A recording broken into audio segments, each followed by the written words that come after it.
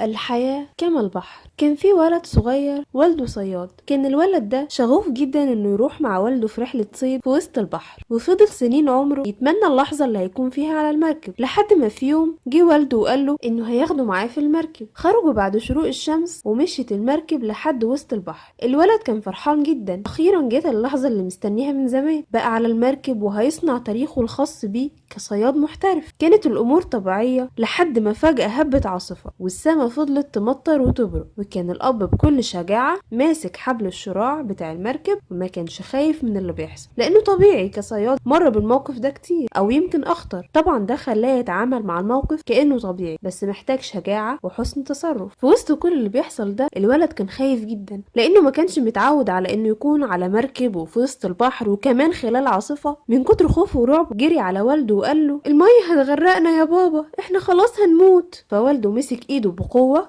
وبص في عينه وقال له مية البحر كلها ما تقدرش تغرق المركب طالما ما دخلتش جواه. الحكمة من القصة دي ان الحياة زي البحر، متقلبة ومش متوقعة، وبنفتكر دايما ان مركب حياتنا هيتقلب، لكن الشخص اللي قلبه قوي وبيتعامل مع الموقف بهدوء وحكمة هو اللي هينتصر على العقبات وهيستمر. لكن الخوف والرعب والأوهام هتغرقنا قبل ما تغرقنا هموم الحياة وتحدياتها.